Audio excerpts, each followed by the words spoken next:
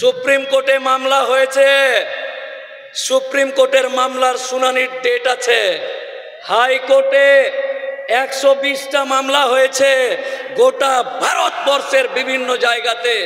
সব একসাথে মোচাড় দিয়ে কিভাবে ঠান্ডা ঘরে আইনকে ঢোকাতে হয়, এই কলা কৌশল আমার সম্প্রদায়, আমার জাত, আমার কওমের ভাইরা যারা সুপ্রিম কোর্টে মামলা করেছে তারা সেটা দেখবে। ঠান্ডা ঘরে এমন ঢুকে যাবে এ আইন, কিয়ামতের আগের দিন পর্যন্ত মসজিদ মাদ্রাসা খানকাতে হাত দিতে পারবে না ইনশাআল্লাহ। বাকি থাকলো রাস্তা। এই রাস্তা করের টাকাতে তৈরি, সরকারি টাকাতে তৈরি। আন্দোলন করব আমরা নিশ্চয়, রাস্তা দখল করব, কিন্তু কোন রকম ক্ষয়ক্ষতি করব না।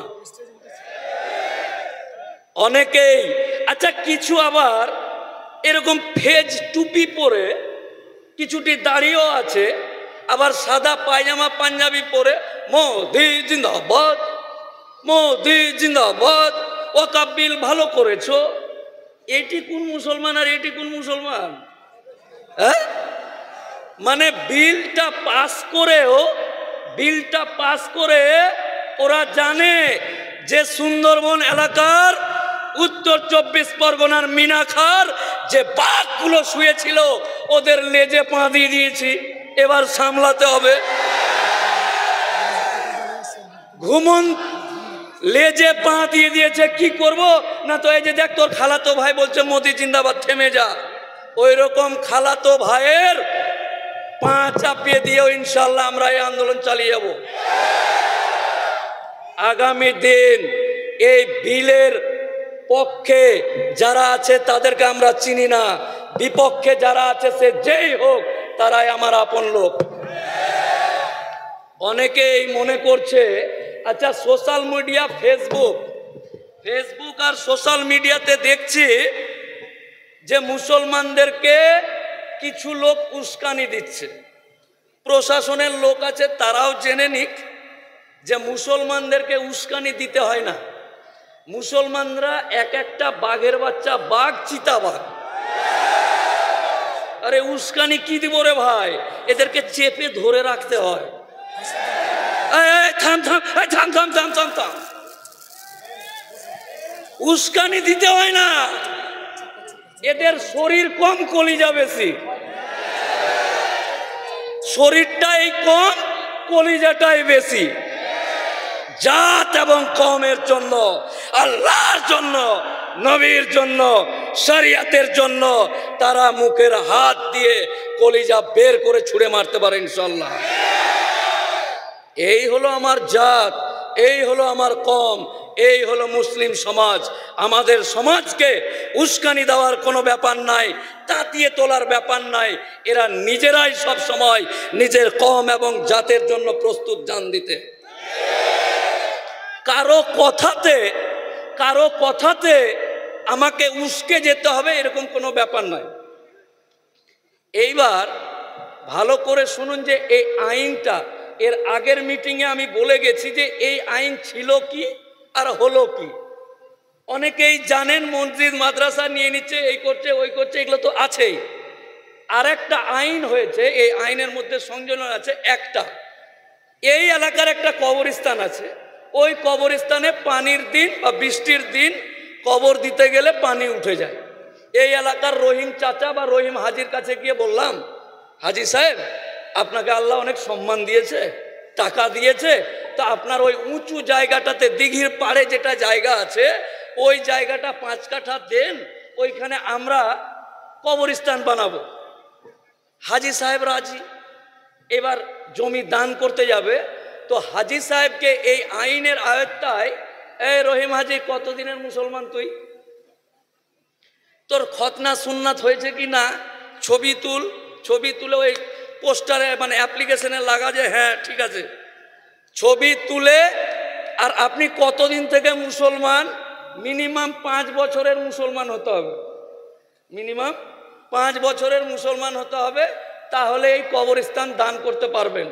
তো এইরকম বিভ্রান্তমূলক অনৈতিকভাবে, মানে ডান নাই বাম নাই, এইভাবে এই আইনটাকে তারা শক্তির জোরে পাস করেছে। আমাকে কলকাতা হাইকোর্টে হিন্দু মুসলমান, সিপিএম, কংগ্রেস, তৃণমূল, বিজেপি সবাই আছে। তো আমাকে আমাদেরই বন্ধু তারা, তুই তাকারি করে কিরে অমুক, বিজেপির যে উকিল আছে সেও আমার বন্ধু, তৃণমূলের যারা আছে সেও বন্ধু, অমুক বন্ধু তুমুক বন্ধু। ইলেকশনের সময় আমাকে বলছে যে তুই বড্ড মুসলমান মুসলমান করছিস, তুই তৃণমূল, বিজেপি, সিপিএম, কংগ্রেস সবাই বলছে তুই বড্ড মুসলমান মুসলমান করছিস। আপনাদেরকেও সকালেই বলতে পারে আপনার এলাকাতে যে তোরাও খুব বাড়াবাড়ি করছিস। তো তাদের উত্তরটা আমি শিখিয়ে দিচ্ছি, বলবেন, যেটা আমি হাইকোর্টে আমার বন্ধুদেরকে বলেছিলাম। আচ্ছা, আমার দাদু মুসলমান, আমার বাপের যে বাপ সে মুসলমান, আমার বাপ মুসলমান, আমি মুসলমান, তো আমি কি কি করব? বোঝাতে পারছি না? নিশ্চয় আমি মুসলমান মুসলমান বলবো, এটাই তো স্বাভাবিক কথা। নিঃসন্দেহে আগামী দিন এই আন্দোলনটাকে কঠিন রূপ দিতে হবে, কঠিন। এটাই এটাই শেষ ধাক্কা, এটাই শেষ, এতেই শেষ। করেঙ্গে ইয়া মরেঙ্গে, আর সুযোগ দেওয়ার জায়গা নাই। কে কি বললো, কার কি হলো, কার ফাটলো, কার ফুটলো, কি হয়ে গেল আমাদের দেখার দরকার নাই। অনেকে বলছে হ্যাঁ বল, তুই বল বল বল বল বল।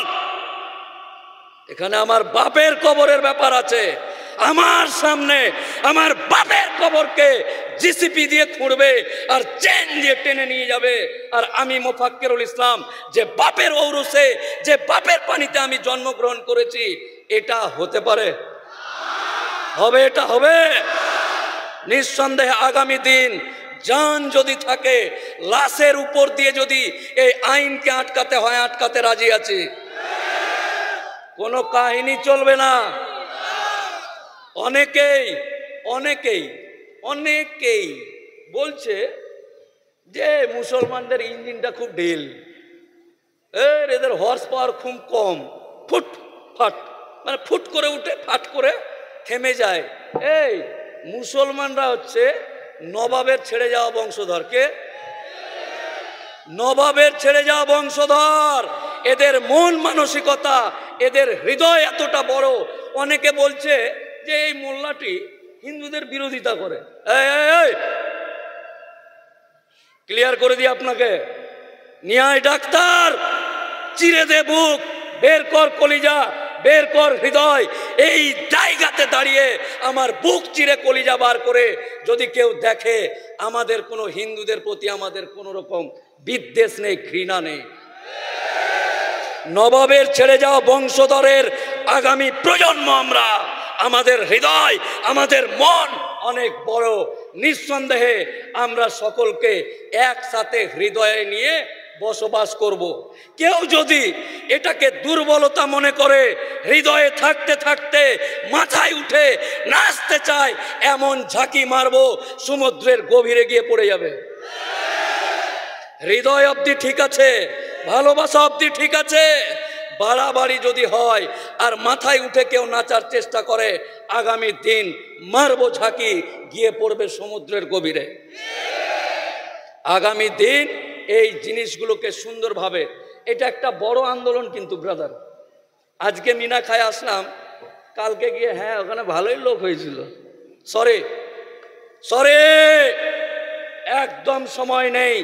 এই বড় হৃদয়ে জায়গা নিতে নিতে ইসরায়েলের কাছে, প্যালেস্তিনের কাছে যে খবরগুলো জানেন, যে ভিখারি ভিক্ষা নিতে এসে প্যালেস্তিনের মতো জায়গাকে দখল করে নিয়ে বলছে এটা আমার বাড়ি।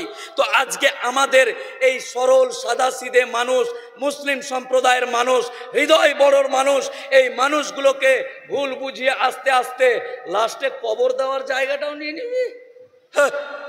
এটা হয় নাকি?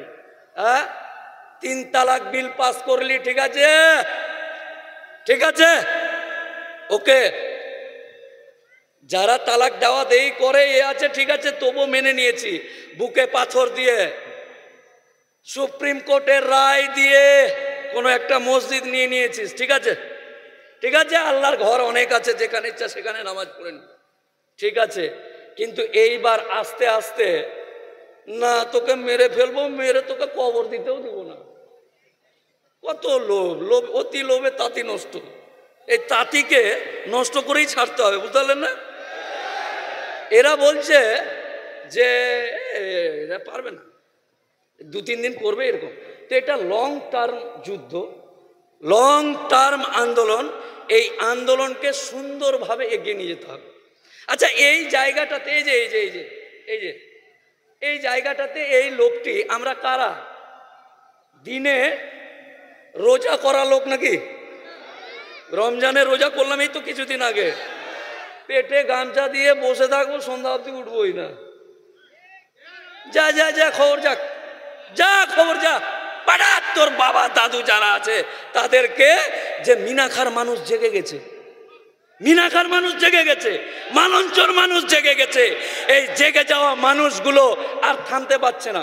এই যে এখানে আমার আশেপাশে আইবি ডিআইবি আছে, আইবি আছে, ডিআইবি আছে, সেন্ট্রাল বা মোদির লোকজনও আছে, সবাই লিখছে যে একটা উকিল এসে ভাষণ দিল, এরা হুয়া করলো, বাড়ি চলে গেল।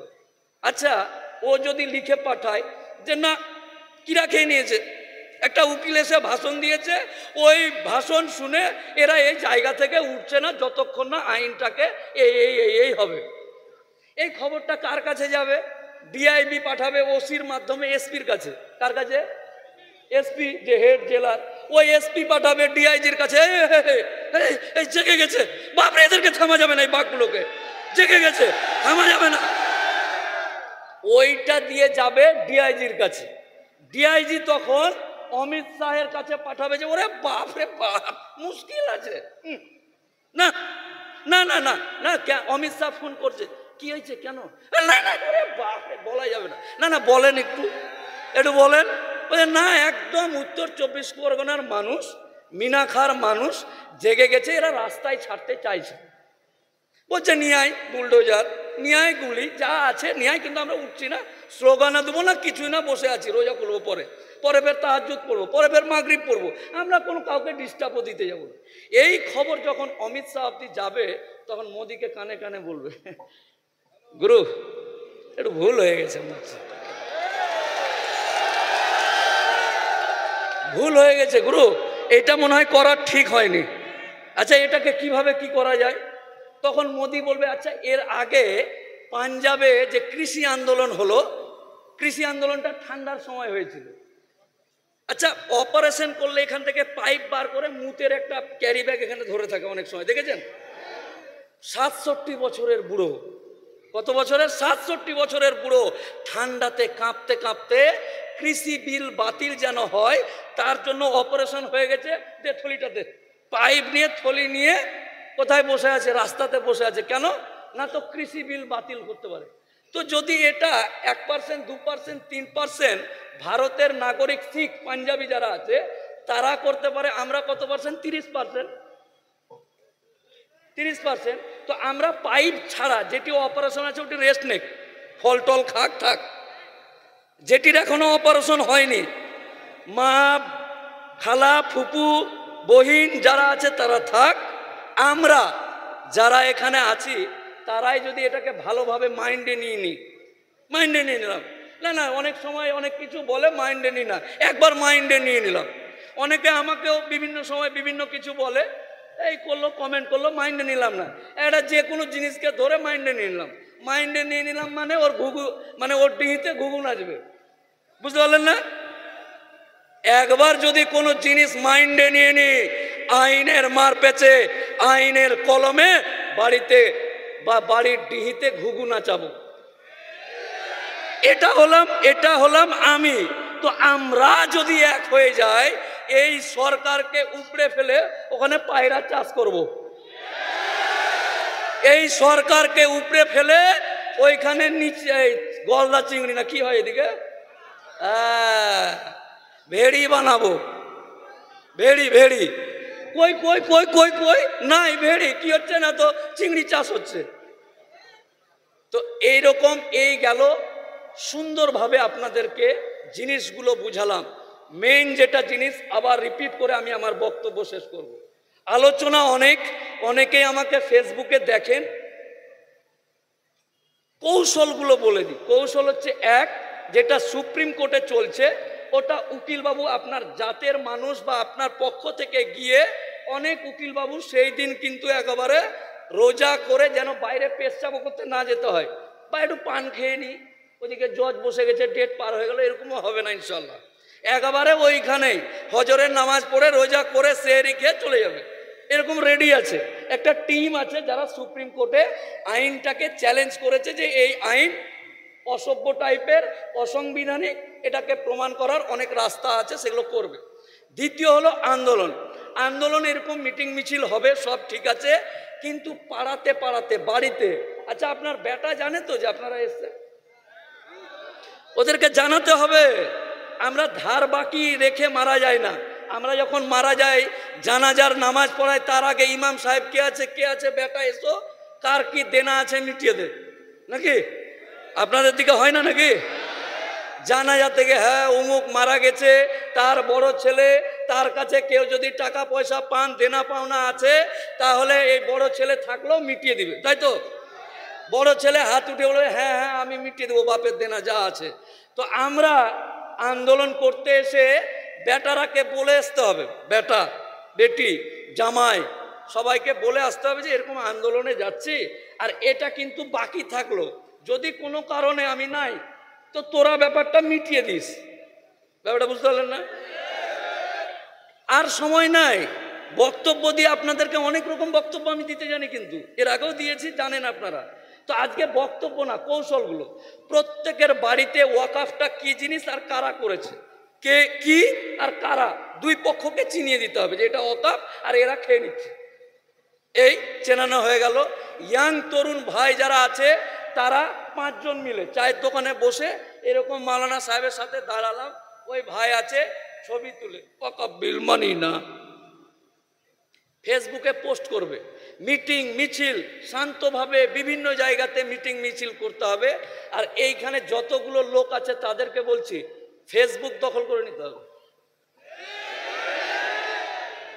ফেসবুক দখল। মোদি বলবে যে সবই খালি খুলছি তো কিরে, মোদিরও ফেসবুক আছে জানেন তো, হ্যাঁ? অমিত শাহর ফেসবুক আছে। ও যখন এরপরে টুনির মা ননিরে ননিছি গান শুনতে যাবে, তখন দেখবে ওয়াকাফ মানি না, বিল মানি না, আইন মানি না, এগুলো করছে কেন রে? অমিত শাহকে ডাক, তাড়াতাড়ি ডাক, সব খালি দেখছি মুসলমান যত করছে। তাই একদম অত্যন্ত দায়িত্ব মনে করে সোশ্যাল মিডিয়াকে দখল করতে হবে আন্দোলনের মাধ্যমে এবং ছবি দিয়ে এর বিরোধিতার মাধ্যমে। আগামী দিন আপনারা সকলেই ভালো থাকুন। আর প্রত্যেকটা ডাকে কে ডেকেছে, কারা করছে, কি করছে না, দোকান বন্ধ। এই চল, একটা লোক টাকা দিতে এসছে যে তুই যে চা খাওয়ালি পয়সা নে, দেখ পয়সা বাগাই দে, বাপের কবর বাঁচার ব্যাপার আছে, চায়ের বিল দিতেছে, যা পরে দেখেছি। আগে বাপের কবর বাঁচিয়ে নিয়ে এসে তার বলতে হ্যাঁ কি বলছিলি রে, ক কাপ চা 3 নে, এরকম। আগে আগে এটা, আগে ইমান, আগে কবরস্থান। নারে তাকবীর, নারে তাকবীর। মোদি হটাও, মোদির কালো হাত ভেঙে দাও, গুড়িয়ে দাও। এই দূর হটো, এই বিজেপি দূর হটো।